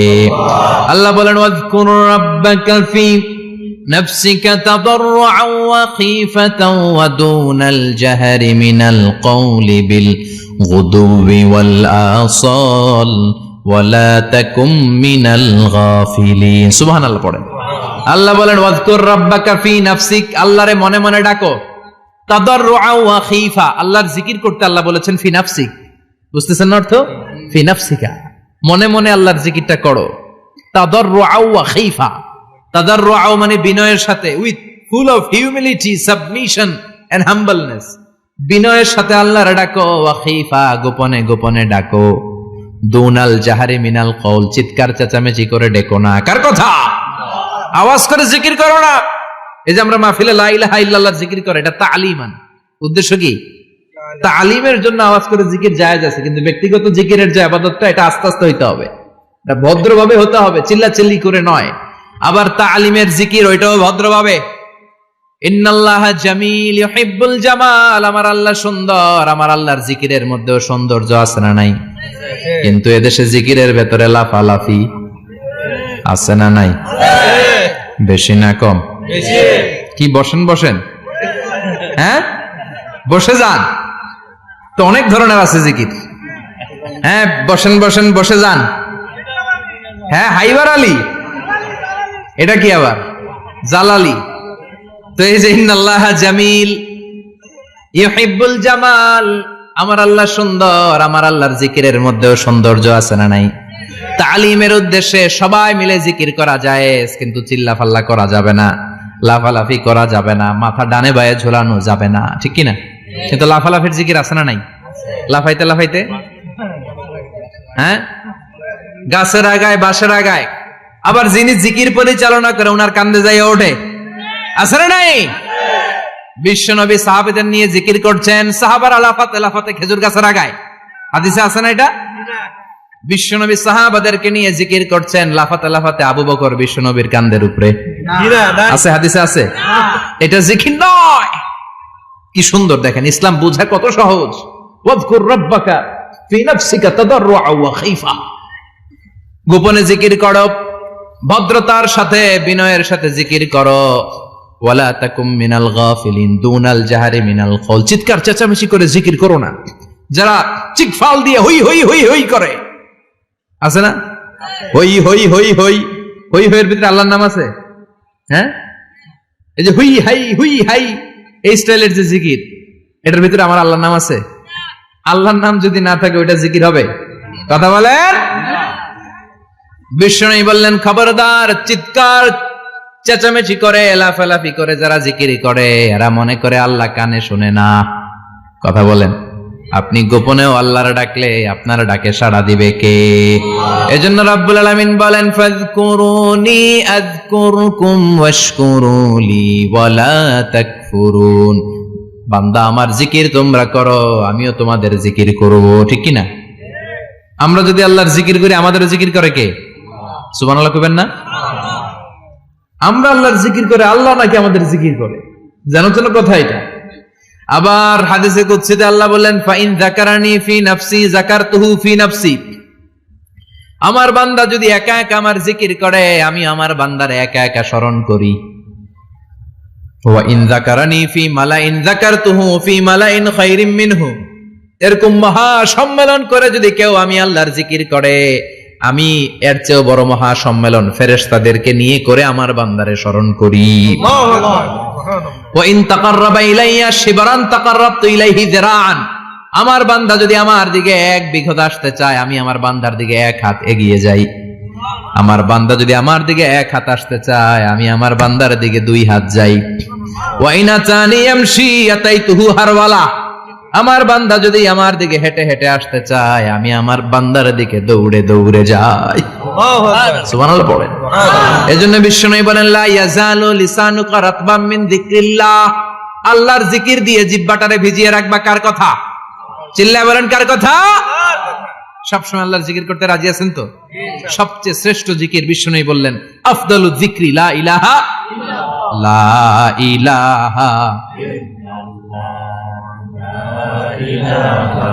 লা ইলাহা ইল্লাল্লাহু মুহাম্মাদুর রাসূলুল্লাহ সাল্লাল্লাহু। সবচাইতে শ্রেষ্ঠ জিকির লা ইলাহা। এর চেয়ে শ্রেষ্ঠ জিকির আছে? কথা বলেন।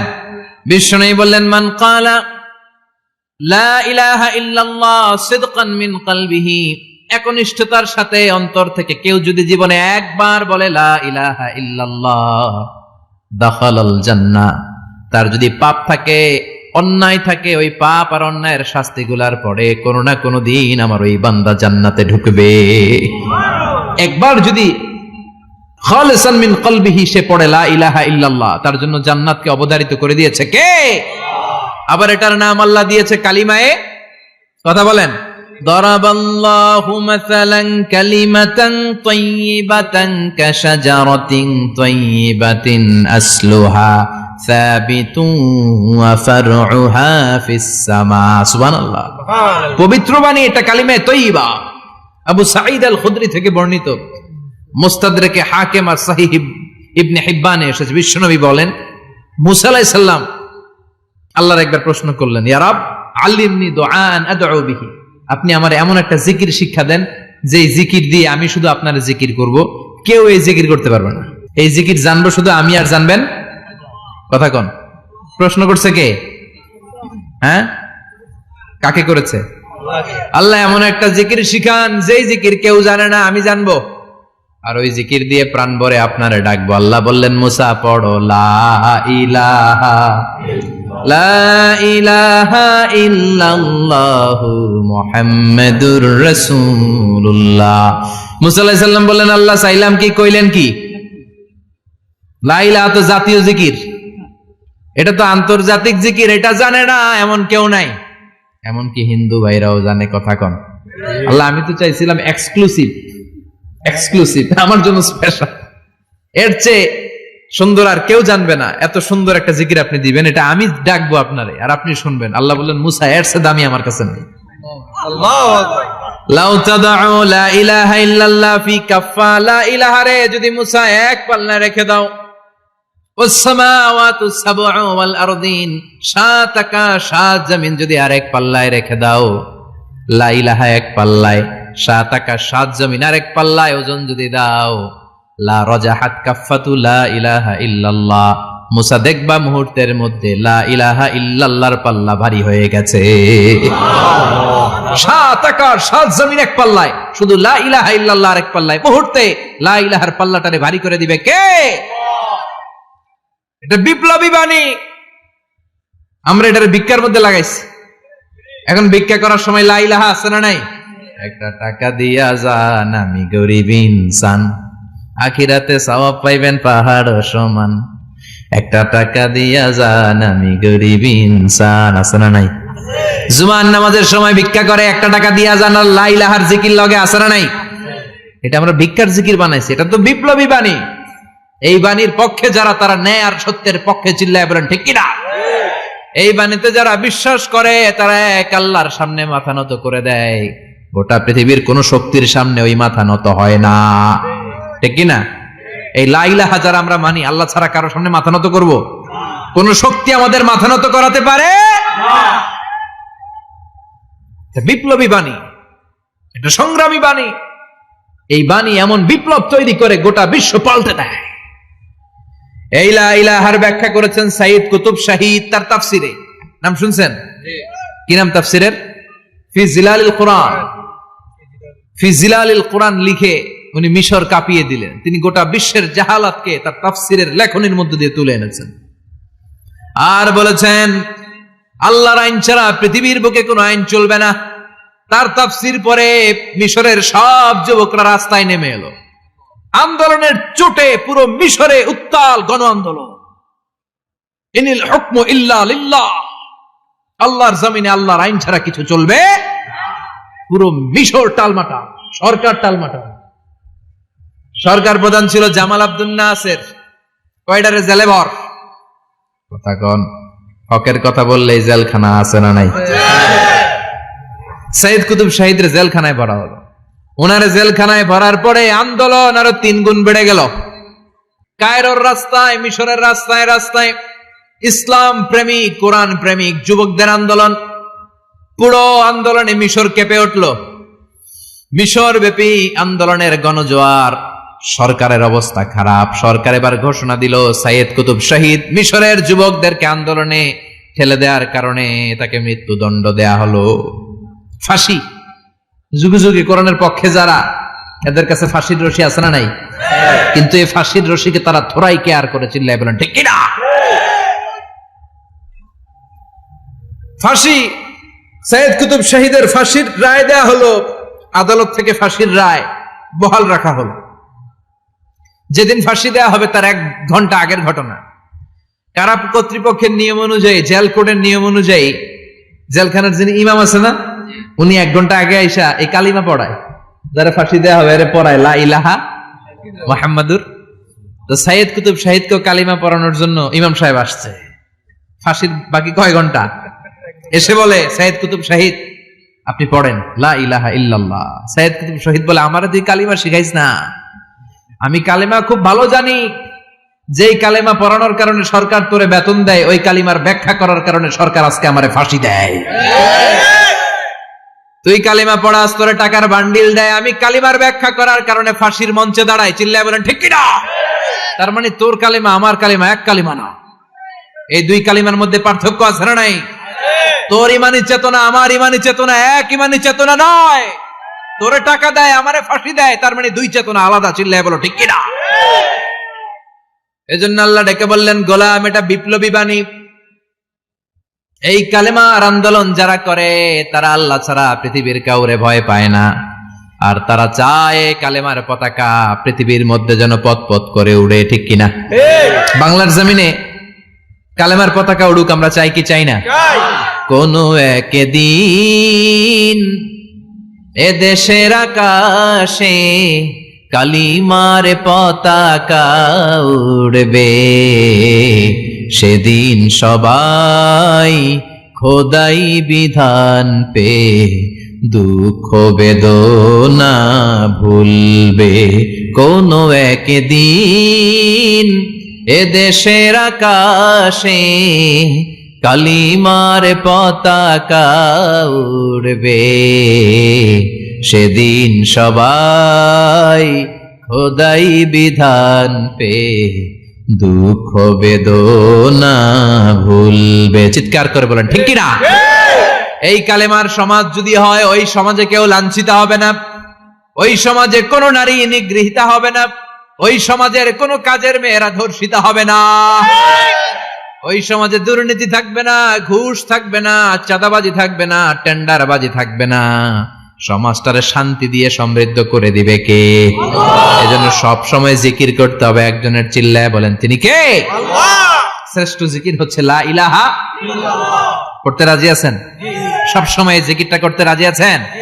Every night and every day, every night and every day, never forget to say la ilaha illallah, never forget to say la ilaha illallah. পড়েন every night and every day, every night and every day, never forget to say la ilaha illallah, never forget to say la ilaha illallah, never forget to say la ilaha illallah. When you're walking down the street Use your time and repeat and say in every heartbeat, La ilaha illallah. When you're walking down the street, use your time and repeat and say in every heartbeat, La ilaha illallah. Every night and every day, every night and every day, never forget to say La ilaha illallah. চিল্লায় বলেন ঠিক কি না? দিনে রাতে যে কোনো মুহূর্তে আমাদের জিহ্বার মধ্যে থাকবে কি? কথা বলেন, জিহ্বায় থাকবে কি? এজন্য বিশ্বনবী বললেন, আফদালুয যিকরি লা ইলাহা ইল্লাল্লাহ, আল্লাহর কাছে সবচাইতে প্রিয় জিকির হলো লা ইলাহা ইল্লাল্লাহ। আবার বিশ্বনবী বললেন, আহাব্বুল কালামে ইলাল্লাহি আরবাআ, আল্লাহর কাছে সবচাইতে প্রিয় কথা হলো চারটা। কয়টা? সুবহানাল্লাহ, আলহামদুলিল্লাহ, লা ইলাহা ইল্লাল্লাহ। সুবহানাল্লাহ,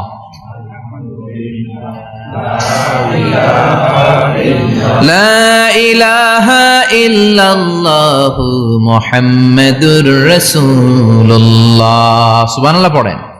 চারটা কথা আল্লাহর কাছে সবচেয়ে প্রিয়। একটা হচ্ছে সুবহানাল্লাহ, আরেকটা হচ্ছে আলহামদুলিল্লাহ, আরেকটা হচ্ছে লা ইলাহা ইল্লাল্লাহ, আরেকটা হচ্ছে আল্লাহু আকবার। এই যে শুরুতে তিনটা তাকবীর দিছি, এই তাকবীরটা আল্লাহর প্রিয় কথা যে চারটায়, চারটার মধ্যে একটা আছে না নাই? আওয়াজ করে পড়েন আল্লাহু আকবার। সবচেয়ে প্রিয় আল্লাহর কাছে এই চারটা কথা। লা ইয়াদুররুকা বিআইয়িহিন্না বাদাতা, বিষ্ণু বললেন এই চারটার যেটা দিয়ে শুরু করতে মন চায় করো, কোনো সমস্যা নেই। সুবহানাল্লাহ পড়েন। এজন্য ফরজ নামাজের পরে এই তাসবিহগুলো পড়বেন। আব্দুল্লাহ ইবনে আমর ইবনে আস তিনি বর্ণনা করেন, আমি বিশ্বনবীকে আঙ্গুলের গিরা দিয়ে এই তাসবিহগুলো পড়তে দেখেছি। রাআইতুন নাবিয়্যা সাল্লাল্লাহু আলাইহি ওয়াসাল্লাম ইয়াকিদু তাসবিহা বিয়ামিনি, আমি বিশ্বনবীর ডান হাতের আঙ্গুলের গিরায় এই তাসবিহগুলোকে পড়তে দেখেছি। পড়তে রাজি আছেন? ডান হাত তোলেন, এই আঙ্গুলের করের মধ্যে এইভাবে রাখেন, এইভাবে রেখে নামাজের পরেই সুবহানাল্লাহ আলহামদুলিল্লাহ পড়তে রাজি আছেন? সুবহানাল্লাহ 33 বার, আলহামদুলিল্লাহ 33 বার, আল্লাহু আকবার 33 বার। পড়তে রাজি আছেন সবাই? আল্লাহ তুমি কবুল করো। ফরজ সালাতের পরে আমরা মুনাজাত দেওয়ার জন্য পাগল হয়ে যাই। আসসালামু আলাইকুম ওয়া রাহমাতুল্লাহ, আসসালামু আলাইকুম ওয়া রাহমাতুল্লাহ, আমিন ইয়া আরহামার রাহিমিন। আসনা নাই? কিন্তু বিশ্বনবী সালাম ফেরানোর পরে সর্বপ্রথম যে আওয়াজটা করতেন সেটা হচ্ছে আল্লাহু আকবার। এরপর 3 বার পড়তেন আস্তাগফিরুল্লাহ, আস্তাগফিরুল্লাহ, আস্তাগফিরুল্লাহ। এরপর আয়াতুল কুরসি একবার। কয়বার? মান ক্বারা আয়াতুল কুরসি দুবুরা কুল্লি সালাতিন মাকতুবা লাম ইয়ামনাহু মিন দুখুলিল জান্নাতি ইল্লাল মাউত। প্রত্যেক ফরজ সালাতের পরে যে একবার আয়াতুল কুরসি পড়ে তার জান্নাতে ঢোকার ক্ষেত্রে আর কোনো বাধা থাকে না, একটা জিনিস ছাড়া, সেটা হচ্ছে মরণ। লোকটা মরে না তাই জান্নাতে যায় না, মরলেই জান্নাতি। সুবহানাল্লাহ, আল্লাহু আকবার। এরপরে 33 বার সুবহানাল্লাহ, 33 বার আলহামদুলিল্লাহ, 33 বার আল্লাহু আকবার। সবশেষে মিলাবেন লা ইলাহা ইল্লাল্লাহ ওয়াহদাহু লা শারীকা লা লাহুল মুলকু ওয়া লাহুল হামদু ওয়া হুয়া আলা কুল্লি শাইইন কাদির। এরপরে পড়তেন আল্লাহুম্মা আনতাস সালাম ওয়া মিনকাস সালাম তাবারাকতা ইয়া যাল জালালি ওয়াল ইকরাম। এরপরে পড়তেন আল্লাহুম্মা লা মানিআ লিমা আ'তাইতা ওয়া লা মু'তিয়া লিমা মানা'তা ওয়া লা ইয়ানফা'ু যাল জাদ্দি মিনকাল জাদ। এরপরে পড়তেন আল্লাহুম্মা ইন্না নাসআলুকাল হুদা ওয়াত তুকা ওয়াল আফাফা ওয়াল গিনা। এরপরে পড়তেন আল্লাহুম্মা আ'ইন্না আলা যিকরিকা ওয়া শুকরিকা ওয়া হুসনি ইবাদাতিক। সুবহানাল্লাহ পড়েন। কত তাসবিহ, কত দোয়া। আবার ফজরের সময় পড়তেন আল্লাহুম্মা বিকা আসবাহনা ওয়া বিকা আমসাইনা ওয়া বিকা নাহইয়া ওয়া বিকা নামুতু ওয়া ইলাইকান নুশুর। সুবহানাল্লাহ পড়েন। এগুলো পড়ে না? আল্লাহুম্মা আমিন ইয়া আরহামার রাহিমিন। কত বড় ডাকাত। ফরজ সালাতের পরে তাসবিহগুলো পড়বেন। কথা বলেন, পড়তে রাজি আছেন সবাই? আর তাসবিহ শেষ হলে দোয়া করেন, সমস্যা নাই। দোয়া করতে হবে কার কাছে? বিশ্বনবী বললেন না, দোয়া মুখুল ইবাদা, দোয়া হলো ইবাদতের নির্যাস। যার দোয়া নাই ওর কিচ্ছু নাই।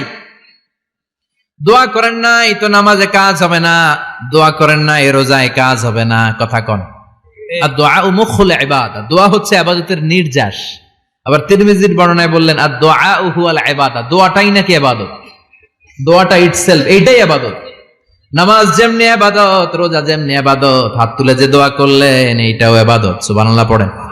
এটা মুমিনের ওয়েপন, সিলাহুল মুমিন। সাপ্লিকেশন, দোয়ার ইংরেজিতে বলে সাপ্লিকেশন। সাপ্লিকেশন is the weapon of believers. এটা বিশ্বাসীদের অস্ত্র। সবকিছুর কারামতি যেখানে শেষ, দোয়ার কারামতি ওইখানে। এরকম অনেক শুনবেন, ক্যান্সারে আক্রান্ত, দুরারোগ্য ব্যাধি, বাংলাদেশের চিকিৎসা শেষ, ইন্ডিয়া গেছে, কয় বাঁচবো 3 মাস। কয় মাস? এরপরে 7 বছর বাইসা ছিল। কেমনে বাঁচলো? কেমনে? দোয়া। দোয়ার পাওয়ার আছে না নাই? তবে দোয়াটা দোয়ার মতো হতে হবে। সিনসিয়ার দোয়া ইজ লাইক এ মিসাইল। একনিষ্ঠ দোয়া এটা মিসাইলের মতো। মিসাইল হামলা করলে ইঞ্চি ইঞ্চি যেখানে মিসাইল বোমাটা পড়ার কথা ঠিক ওখানে পড়বে। ড্রোন হামলা করলে ঠিক ওখানে, ব্যালিস্টিক ক্ষেপণাস্ত্র নিক্ষেপ করলে লক্ষ্য বস্তু যেমনি ভিত করে, তেমনি দোয়ার মতো দোয়া করলে মুহূর্তেই দোয়া কবুল হয়ে যায়। আমরা দোয়ার মতো দোয়া করতে জানি না। কেমন করে দোয়া করতে হয় আমাদের জানা নাই, এজন্য দোয়াও কবুল হয় না। চিল্লায় কোন ঠিক কিনা? কিন্তু আল্লাহ ওয়াদা দিয়েছেন, উজিবু দাওয়াতাদ দাঈ ইযা, আমার বান্দা দোয়া করলে আমি দোয়া কবুল করি। আমার বান্দা চাওয়া মাত্র আমি কবুল করে নেই। সুবহানাল্লাহ পড়েন। যত দোয়া আপনি করেছেন সব কবুল, সব। অল অফ ইউর দোয়াজ আর অ্যাকসেপ্টেড। সব কবুল হয়েছে আল্লাহর কসম। অনেকে বলবে হুজুর এটা আবার কি কইলেন? এতক্ষণ তো ভালোই কইতেছিলেন। সব দোয়া আবার কবুল হয় কেমনে? আমি তো জীবনে কত কিছু চাইলাম, কত কিছু তো পাই নাই। আছে না এরকম?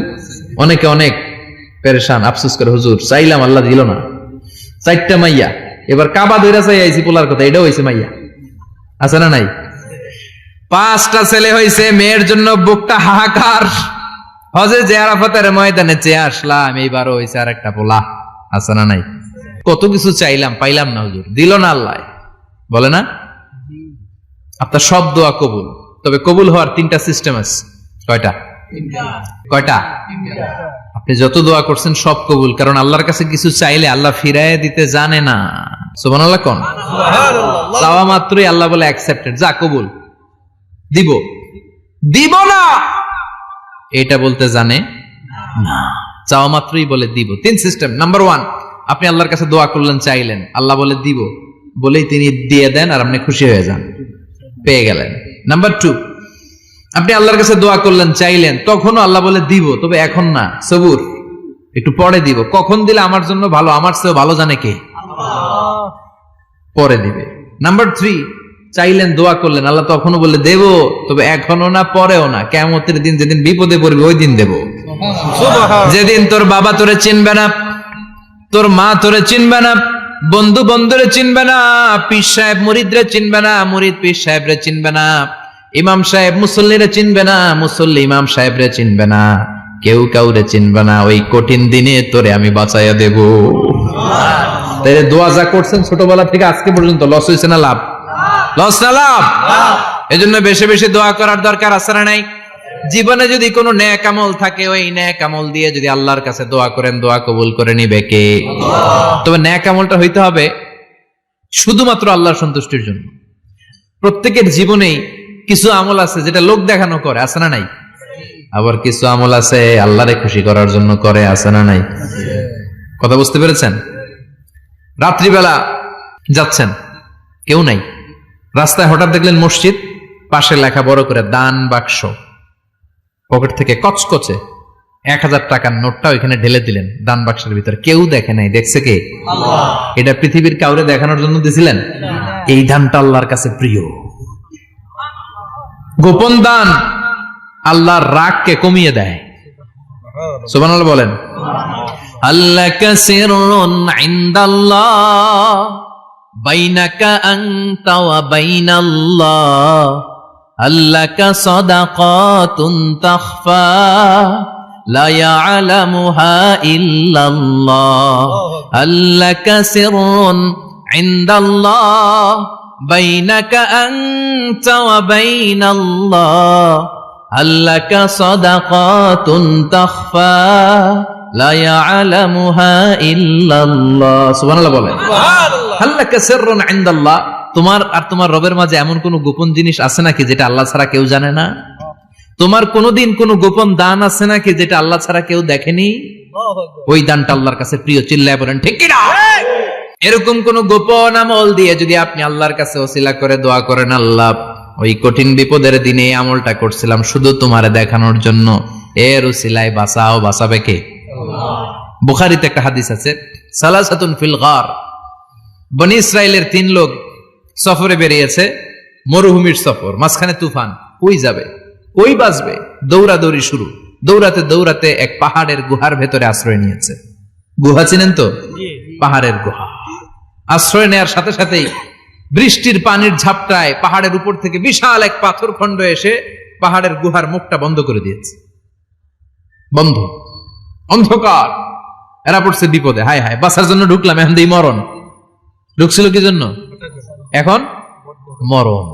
বিশাল পাথরের খণ্ড এসে গুহার রাস্তাটা বন্ধ করে দিয়েছে। 3 জন গায়ে যত শক্তি ছিল ধাক্কায়ও পাথর সরাইতে পারে না। হায় হায়, অক্সিজেন ভিতরে যা আছে আধা ঘন্টা শেষ হয়ে যাবে, কি করে বাঁচবো? বাঁচার উপায় নাই। চিল্লা ফাল্লা শুরু হয়ে গেল, কান্নাকাটি শুরু। একজন বলে, তোমাদের জীবনে কার কি নেক আমল আছে, যেই নেক আমলটা আল্লাহর ভয়ে করছিল ওইটার ওসিলা দিয়ে দোয়া করে দেখো কিছু হয় কিনা। সুবহানাল্লাহ কোন? এটাই উপায়। একজন হাঁটু গেড়ে চোখের পানি ছাড়া শুরু করছে, আর দোয়া শুরু করছে, আল্লাহ আল্লাহুম্মা কানাত লি আবাওয়ান শাইখান কাবীরান, আল্লাহ আমার বাবা মা ছিল বৃদ্ধ বৃদ্ধা, আমি পেশায় রাখাল, সারাদিন ছাগল চড়িয়ে রাত্রিবেলা দুধ আনতাম, সবার আগে আব্বা আম্মারে দিতাম, এরপরে আমার ছেলে মেয়ে, এরপরে স্ত্রী। একদিন গভীর রাতে এসে দেখি আব্বা আম্মা ঘুমায়, দুধের বাটি নিয়ে আব্বা আম্মার মাথার সামনে দাঁড়িয়ে রইলাম। ছেলে মেয়েগুলো আব্বা এসে বলে, আব্বা দুধ দাও। আমি বললাম পরে, আগে আব্বা আম্মা খাবে, তারপরে তোরা। ছেলে মেয়েগুলো কান্না জুড়ে দিল, আমি দেই নাই। ফজর পর্যন্ত দাঁড়িয়ে রইলাম।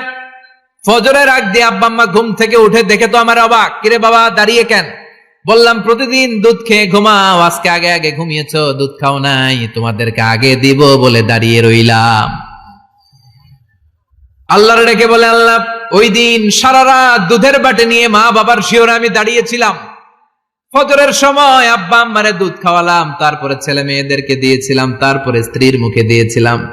ও মাবুদ, ওই দিনের এই কাজটা আমি দুনিয়ার কাউরে খুশি করার জন্য করি নাই, শুধুমাত্র তোমার খুশি ছাড়া। ওই রাতের ইবাদত যদি তোমার দরবারে ভালো লেগে থাকে, ফাফাররিজ আন্না মা নাহনু ফি, আজকের বিপদের দিনে কেউ বাঁচানোর নাই, তুমি আমাদের বাঁচাও। ফানফাজারাত, মুহূর্তের মধ্যে 1/3 বিশাল পাথর খণ্ডটা 1/3 ডান দিকে সরে যায়, এক পাশে সরে যায়। সামান্য আলো বাতাস ঢুকতে আরম্ভ করলো। এখন বাতাস ঢুকে এখন বেঁচে থাকতে পারবে এই নিশ্চয়তা হয়েছে। সুবহানাল্লাহ কোন? এবার সে বলল, ভাই তোর কি আমল আছে বল। দ্বিতীয় জন হাঁটু গেড়ে আবার চোখের পানি ছেড়ে আল্লাহরে ডেকে বলে, মাবুদ আমার এক চাচাতো বোন ছিল, কানাতলি ইবনাতু আম জামিলা ওয়া কুনতু উহিব্বুহা কাআশাদ্দি মা ইউহিব্বুর রিজাল আন-নিসা। আল্লাহ সুন্দরী, অনন্যা, অপ্সরী, প্রিয়ংবদা, অনুসুয়া, গুণবতী, রূপবতী আমার এক চাচাতো বোন ছিল, তার প্রেমে আমি ছিলাম পাগল পাড়া, কিন্তু সে তো আমার ডাকে সাড়া দেয় না। অনেক চেষ্টা করলাম তারে পাওয়ার জন্য। চাচাতো বোন আমারে বলে, 100 স্বর্ণ মুদ্রা যেদিন দিতে পারবা ওই দিন আমারে পাবা। এবার আমি স্বর্ণ মুদ্রা কালেকশনের কাজে লেগে গেলাম। বছরের পর বছর চেষ্টা করে 100 স্বর্ণ মুদ্রা যেদিন পেলাম ওই দিন চাচাতো বোনের কাছে গেলাম, যে তার হাতে স্বর্ণ মুদ্রা দিলাম, বললাম চলো এবার আমরা অপকর্ম করি। স্বর্ণ মুদ্রা পেয়ে সেও খুশি, আমিও খুশি। সে পাইছে স্বর্ণ, আমি পাইছি তারে। গোপন একটা রুমের ভেতরে ঢুকলাম, দুজনে জামা কাপড় খুলে ফেললাম, নেকেড হয়ে পাপ কাজ শুরু করব। ইন দা মিন টাইম আমার চাচাতো বোন আমারে বলে, ও আমার চাচাতো ভাই, আমারে তুই আমার সতীত্ব তুই নষ্ট করে দিস না, ইত্তাকিল্লাহ, আমার সম্ভ্রম তুই শেষ করে দিস না, ইত্তাকিল্লাহ, আল্লাহরে ভয় কর। আল্লাহ ওই মুহূর্তে ফিরে আসা কঠিন কঠিন, কিন্তু ইত্তাকিল্লাহ, আল্লাহরে ভয় করে, এই শব্দটা যখন শুনলাম আমার ভিতরটা কেঁপে উঠেছে। আমি মুহূর্তে তোমার ভয়ে জামা পড়ে ওই রুম থেকে চিৎকার মেরে বেরিয়ে গিয়েছি। আল্লাহ সেদিন আমি পাপ কাজ করি নাই, সেদিন আমি মনের খায়েশ মিটাই নাই, তোমার ভয়ে সেদিন আমি দৌড়ে পালিয়েছি। ওই দিনের ইবাদতটা আমলটা যদি তোমার কাছে ভালো লেগে থাকে, ফাফাররিজ আন্না ফিমা নাহনু ফি, আজকে যেই বিপদে আছি তুমি বাঁচাও। বলার সাথে সাথে 2/3 2/3 পাথরের খণ্ডটা আরো ডান দিকে সরে যায়। সুবহানাল্লাহ পড়েন। এবার আরো বড় ফাঁকা হয়েছে। এবার তারা বেরোতে চেষ্টা করলো, দেখে মাথা বেরোয়, শরীর বেরোয় না, হাত বেরোয়, পিঠ বেরোয় না, পা বের হয়, দেহ বেরোয় না, আরো সরতে হবে। এবার বাকি আছে কয়জন? সে দোয়া করতে শুরু করলো, আল্লাহ ইস্তাজারতু জারাক, আমি ব্যবসায়ী ছিলাম, অনেক শ্রমিক ভাড়া করে একদিন একটা কাজ করালাম, সব শ্রমিকের টাকা দিয়ে দিলাম, এক শ্রমিক টাকা না নিয়ে ভাগলপুর কই যে গেছে নিজেও জানি না, ওর টাকা আমার কাছে রয়ে গেল। এই শ্রমিককে আর টাকাটা বুঝাই দিতে পারি নাই। এই টাকা দিয়ে আমি কয়েকটা ছাগল কিনলাম, এই ছাগলগুলো বাচ্চা দিল, ওগুলো বাচ্চা দিল, ওগুলো বাচ্চা দিল, দিতে দিতে বিশাল ছাগলের ডেইরি ফার্ম করে ফেললাম তার ওই টাকা দিয়ে। 1 যুগ 12 বছর পরে সে এসে বলে, আমার টাকা ফিরায় দাও। আমি বললাম, এই যে ছাগলের ডেইরি ফার্ম পুরোটাই তোমার। সে বলে, আতাস্তাহজিউ মিন্নি, আমার সাথে ঠাট্টা করো? আমি পাই সামান্য কয়টা টাকা, 1 যুগ আগে যে টাকা পাইতাম ওইটা দিলেই চলবে। আমি বললাম, ও শ্রমিক, তোমার টাকা দিয়ে আমি ছাগল কিনে ব্যবসা করেছি, ছাগল বাচ্চা দিয়েছে, বাড়তে বাড়তে বাড়তে বাড়তে আজকের বিশাল এই ডেইরি ফার্ম, এই ডেইরি ফার্মের মালিক আমি নই, তুমি নিয়ে যাও। বলার সাথে সাথে শ্রমিক আনন্দে নাচতে নাচতে ডেইরি ফার্ম নিয়ে যায়। ও আল্লাহ, ওই দিন যদি সে যতটুকু টাকা পাওনা ছিল অতটুকু দিলেই সে খুশি হয়ে যেত, শুধু তোমার খুশির জন্য পুরো ডেইরি ফার্ম আমি তারে দিয়ে দিয়েছিলাম। আল্লাহু আকবার। আল্লাহ, আজকের এই বিপদের দিনে আমার সেদিনের আমলটা যদি তোমার কাছে ভালো লাগে তুমি বাঁচাও। বলতে দেরি, মুহূর্তের মধ্যে বিশাল প্রকাণ্ড পাথর খণ্ডটা অন্যদিকে দৌড়ে চলে যায়। পাহাড়ের গুহা ওপেন, পাথর খণ্ড নাই। আল্লাহর শুকরিয়ার তাকবীর দিতে দিতে 3 জন বের হয়ে যায়। সুবহানাল্লাহ পড়েন। সহিহ বুখারীর বর্ণনা, সহিহ হাদিস। নিজের এমন কোন নেক আমল যদি থাকে যে আমলটা শুধু আল্লাহর জন্য করেছিলাম, ওই নেক আমলের ওসিলা দিয়ে দোয়া করলে দোয়া কবুল করবে কে? করতে রাজি আছেন তো? প্রতিদিন শতবার তাওবা ইস্তেগফার পড়তে রাজি আছেন? আল্লাহর জিকির করতে রাজি আছেন তো? আর বেশি বেশি দোয়া করতে রাজি আছেন? সবাই সবার জন্য দোয়া করবো, রাজি আছেন তো? আল্লাহ আমাদের সবাইকে কথাগুলো বুঝার ও আমল করার তৌফিক দান করুক। আমরা পড়ি আমিন। আরো জোরে পড়েন আমিন। যতগুলো কথা বললাম কোরআন সুন্নাহর আলোকে বলেছি, বানিয়ে কিছু বলি নাই। তারপরে আমার মনের অজান্তে কোনো মিস ইনফরমেশন যদি আমার মুখ ফসকে বেরিয়ে যায়, সেগুলো যেন আল্লাহ তাআলা আমাদের স্মৃতিপট থেকে মুছে দেয়। আমরা সবাই পড়ি আমিন। আর সত্য, সুন্দর, কল্যাণকর, হকের পক্ষে যা বললাম তার সবগুলো প্রথমে আমাকে এবং আপনাদের সবাইকে আমলের তৌফিক দান করুক। নিয়মিত ইউটিউব ভিডিও দেখতে সাবস্ক্রাইব করুন। নতুন নতুন ভিডিও পেতে ঘন্টা বাটনটি চাপুন।